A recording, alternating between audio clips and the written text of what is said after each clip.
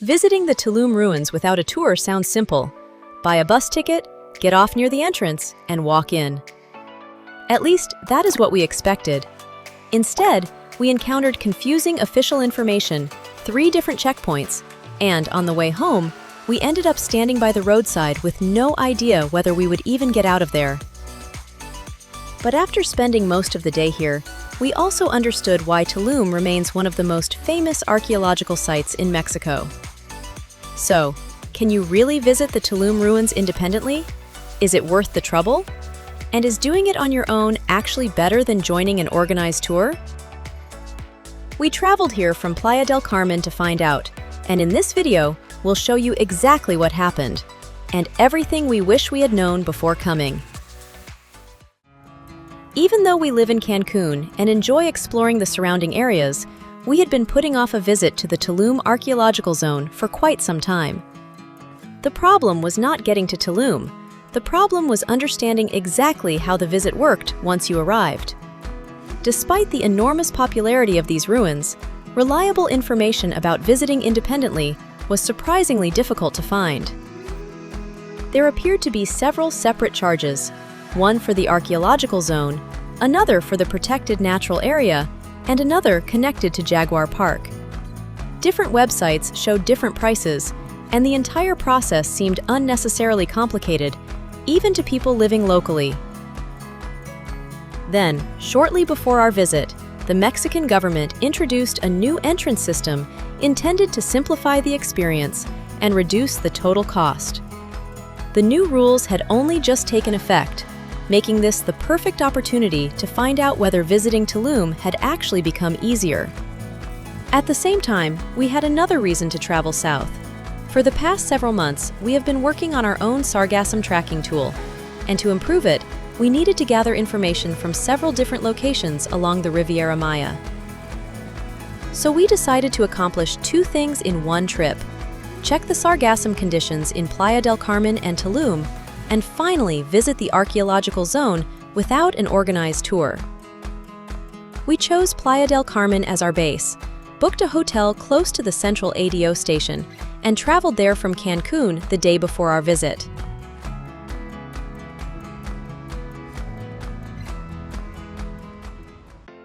Getting to Playa del Carmen by ADO bus is easy and straightforward. The buses are comfortable, air-conditioned, and reliable, and you can buy your tickets online through the ADO website or app, or at the bus station. The next morning, after a quick breakfast, we returned to the station and we boarded an ADO Express minivan heading toward the Tulum Archaeological Zone. ADO operates both full-size buses and smaller minivans. The ADO Express we selected turned out to be a minivan. It was almost empty, had plenty of legroom, and left right on schedule. The road was not particularly busy that morning, and the journey from Playa del Carmen took approximately 1 hour. There were several morning departures showing when we booked, but the timetable can change depending on the day.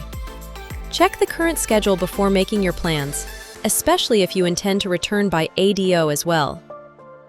Getting there was the easy part. Understanding where we had actually been dropped off required a little more attention. There was no proper bus station or clearly marked stop. The driver left us beside the federal highway, just past the roundabout near the road leading toward the archaeological zone. From there, we had to walk back slightly, cross the highway, and continue toward the entrance. We had already examined the route on Google Maps, so we knew which direction to take. We strongly recommend doing the same and taking a screenshot of the route before leaving, just in case your mobile connection is unreliable. From the highway, the walk to the main entrance took us approximately 10 to 15 minutes. Parts of the route were shaded, and at this point in the morning, it was reasonably comfortable. We had also read plenty of warnings about aggressive vendors around the entrance. That was not our experience. A few people approached us, but everyone was polite, and no one placed us under any pressure to buy anything. Getting back to Playa del Carmen, however, was a completely different story, and at one point, we weren't even sure we'd make it back easily. We'll come back to that later. We normally research places thoroughly before visiting them. With Tulum, that proved much more difficult than expected. The official websites of the National Institute of Anthropology and History and Jaguar Park websites provided basic details, such as opening hours, but we found very little practical information about cameras, reusable bottles, snacks, bag inspections, or how the different checkpoints operated. There was no single, clear guide explaining the entire process from arrival to entry. Some of the confusion was cleared up by a new entrance and ticketing system introduced shortly before our visit at the end of July 2026. Under the new system, access to Jaguar Park itself became free, while admission to the Archaeological Zone and the protected natural area was combined into a single fee. The new decreased price was 80 pesos for Mexican nationals and 265 pesos for international visitors. That was certainly simpler than the previous arrangement. However, the official sources were still showing the old prices, and we could only find information about the new rules on the Tulum government's Instagram account and in local news reports. While that gave us some clarification, it still left things a little confusing. We also could not find a clear, working option to purchase the tickets online before arriving. So, although the price structure had improved, the visitor experience still did not feel particularly simple. The first checkpoint was at the main entrance to Jaguar Park. This is where we were directed into a line to obtain our tickets and wristbands. Even though access to the park itself was free under the new rules, everyone appeared to be passing through the same ticketing process. We asked a security guard if we could enter the park and buy our Archaeological Zone tickets inside. He confirmed that we could purchase them at the entrance to the Archaeological Zone, but we still had to get in this first line. Why? Honestly, we still have no idea. So, even though we were local residents and were simply entering the park before buying access to the Archaeological Zone, we still had to wait in line with everyone else. It wasn't a disaster. The line was moving, just pretty slowly. There was some shade, but it was really hot, and we were wasting valuable time. We still weren't quite sure what the point of this whole process was, especially since they didn't check our bags or do any kind of security screening here. So, in the end, we spent about half an hour standing in line, waiting to get through. Half an hour that we could have spent exploring the ruins. If you've been to the Tulum Ruins recently, let us know in the comments. Has this process changed? Once we got our tickets and wristbands, we reached the entrance to Jaguar Park, where we had two options. We could pay 20 pesos per person for the electric shuttle, or simply continue on foot to the entrance of the Archaeological Zone. We were still feeling energetic, so we decided to walk. That second walk took approximately another 10 minutes. Before entering the ruins, we encountered another detail that we had not found clearly explained online. Because we were carrying a GoPro, we were charged an additional camera fee of 65 pesos. We had paid around the same amount at other archaeological zones in Quintana Roo, but there, the fee was usually clearly displayed and paid right at the entrance. Here, it was a separate booth across the Archaeological Zone entrance with no particularly clear instructions. Luckily for us, we were approaching the entrance with a GoPro in hand, so one of the guards pointed us toward the booth where we needed to pay the fee. It would be extremely easy to miss this booth and walk straight past it. If that happened, we could go through the security line, have our bags checked, only to be sent back to pay the fee, and then have to return to the entrance again. We saw that happen to a couple of people. So, if you're carrying a camera or GoPro, make sure you look out for this booth before joining the line. This area is also your final convenient opportunity to use the restroom. There were no public restrooms inside the archaeological enclosure itself, so do not walk past them thinking that you will find another one later. Next came the security check. We passed through a metal detector frame, and members of staff inspected the contents of our backpacks. This created another line, again with very limited shade. It moved reasonably quickly, but standing under the midday sun in Tulum is not particularly pleasant. After clearing security, we passed through one final ticket check. And then, after 3 separate checkpoints, we were finally inside. Why all three procedures could not be combined into one more efficient entrance is beyond us. If you know why, let us know in the comments. After you're through the final checkpoint, there's still another 5 to 10 minute walk through the jungle before you finally reach the ruins. It's quite a pleasant walk though.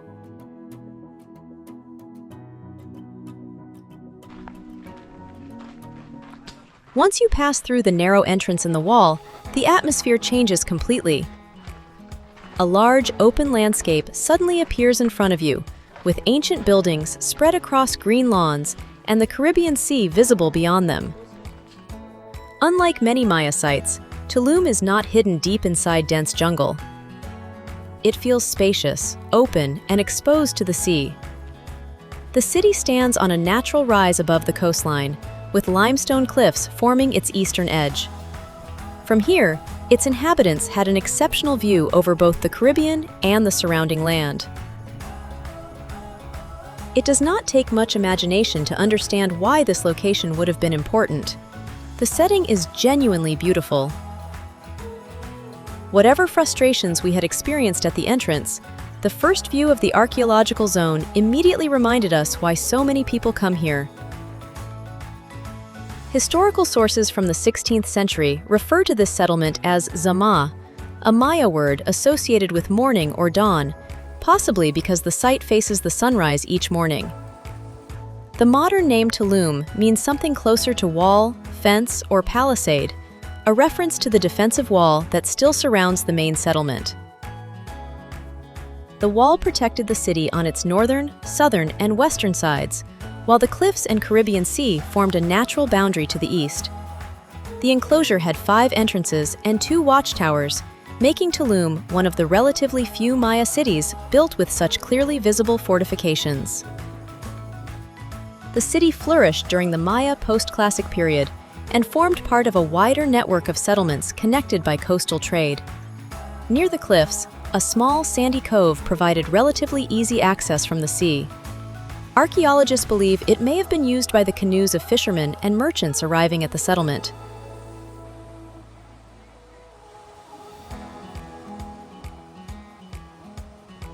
One of the first distinctive buildings you may notice is the Temple of the Wind.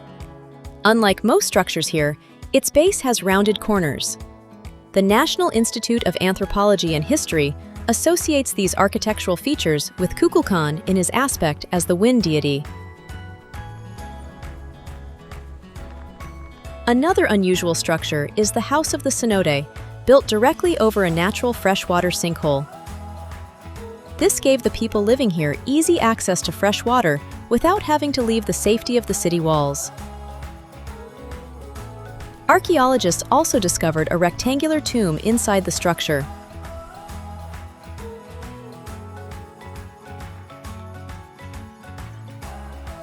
Throughout the site, you will also see representations of the descending god. The figure appears above the entrances to several structures, including the temple bearing its name, and remains one of Tulum's most recognizable symbols.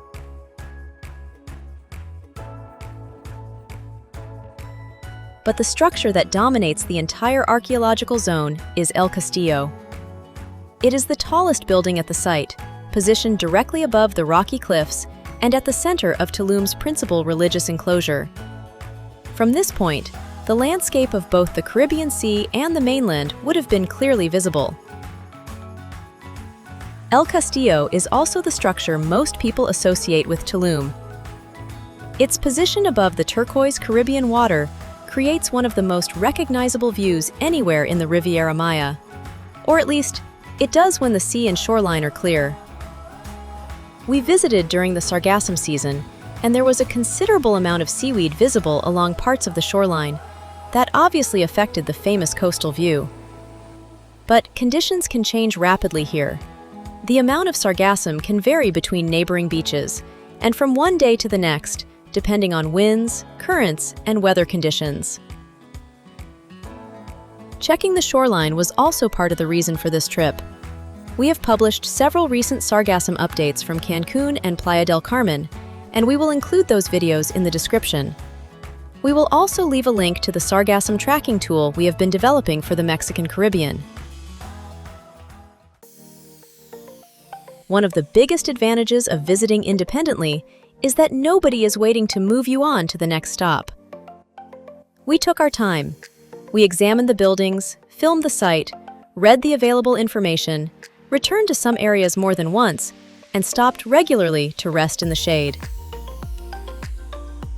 There are several shaded areas with benches and bins around the archaeological zone, and we made good use of them. In total, we allowed roughly 4 hours for the visit. Even with that amount of time, we concentrated almost entirely on the archaeological zone.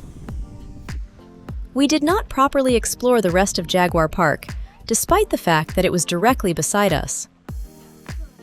That is worth considering when choosing an organized excursion. Many tours allow less than 2 hours at the ruins before moving on to another attraction, restaurant, cenote, or shopping stop. That may be sufficient for a guided walk past the principal structures and a few photographs. It is not enough to explore slowly. Eventually, it was time to return to Playa del Carmen. Our ADO ticket was for 3:40 in the afternoon. On the day we traveled, there were only 2 direct departures from the archaeological zone later in the day. On some dates, there may be just one, so make sure you plan this part of the journey in advance. We had purchased our return tickets in advance, but what we didn't know was where, exactly, the bus would pick us up. Google Maps showed an ADO terminal near the main road, while Google Photos showed a small, Palapa-style ADO stand, which seemed perfectly plausible and fit the general vibe of the area. But when we reached the location, there was no terminal, no Palapa stand, and no visible ADO sign. Instead, there was a large, fenced-off construction site, and absolutely no indication of where passengers were supposed to wait for the bus. So, we asked a staff member at the nearby 7-Eleven. He had no idea, and suggested that we go to downtown Tulum and use the main ADO terminal there. We then asked several other people, only to get several different answers. That wasn't particularly reassuring, especially since we already had tickets for a bus that was supposed to leave relatively soon. Eventually, we checked the most recent Google Maps reviews. They suggested that passengers should wait by the road near the construction site. But several reviewers also said that their buses had simply driven past without stopping. That's when we started getting worried. So we waited by the road, hoping the reviews were at least partially correct. Gradually, more passengers arrived, but nobody seemed entirely sure that we were in the right place.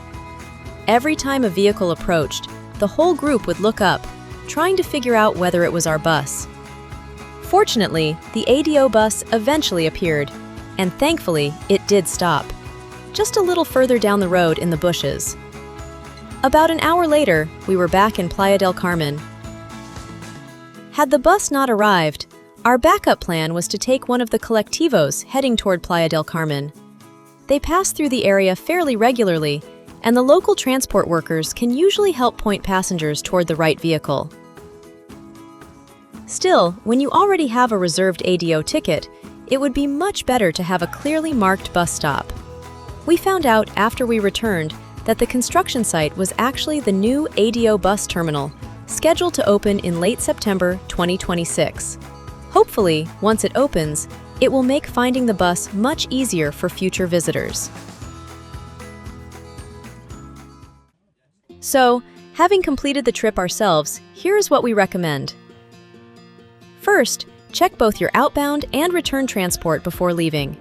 Do not assume there will be frequent ADO departures later in the afternoon, and do not rely entirely on the station marker shown on Google Maps.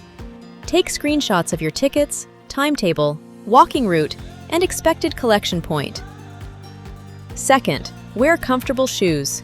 The archaeological zone may appear compact on a map, but you will cover a surprising amount of ground, especially if you return to different viewpoints or walk instead of using the shuttle.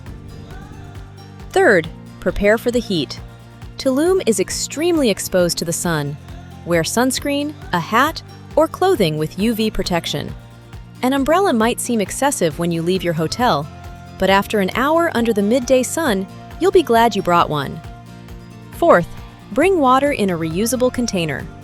Single-use plastic bottles are restricted, and there were no drinking water stations inside the archaeological zone during our visit. Do not assume that you will be able to refill your bottle once you enter. Fifth, use the restroom before passing through the final checkpoint. And finally, allow more time than you think you need. The heat makes regular breaks necessary, and rushing through the site defeats one of the main advantages of visiting without a tour. So, is it worth visiting the Tulum ruins independently? For us, the answer is yes. Getting there from Playa del Carmen was easy. The transport was comfortable, the journey was inexpensive, and traveling independently allowed us to explore the archaeological zone without watching the clock every few minutes. The entrance process was more confusing than it needed to be, and the lack of clear information about the return stop was frustrating. But neither problem was serious enough to make us regret visiting on our own. An organized tour still makes sense for some travelers. It removes much of the planning, provides transport from your hotel, and usually includes a guide who can explain the history of the site as you walk. But that convenience comes with a fixed timetable. You may have only enough time to follow the guide, take a few photographs, and return to the bus. For visitors who simply want to see El Castillo and place a checkmark beside Tulum, that may be perfectly adequate. But if you want to film, read the information, examine the smaller buildings, enjoy the viewpoints, and take breaks without feeling rushed, visiting independently offers much more freedom. There also is another option. If you are staying in Cancun and mainly want to experience a Maya archaeological site, there are several ruins in and around the city, including sites located directly in the hotel zone. They do not have Tulum's cliffside setting, but they are far easier to visit and do not require an entire day of traveling. We've already visited all of these sites and put together a detailed video showing what they're like, so we'll leave a link to it in the description. For now, we can say that Tulum was worth the journey. The entrance system still needs clearer information and better organization, but the archaeological zone itself is as impressive and picturesque as we had hoped.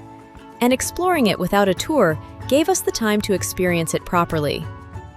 Would you visit Tulum independently, or would you rather take an organized tour? Let us know in the comments. And if this video helped you plan your trip, please give it a like, subscribe to the channel, and check the description for our latest Riviera Maya beach updates and Sargassum tracking resources. Thanks for watching, and we'll see you in the next video.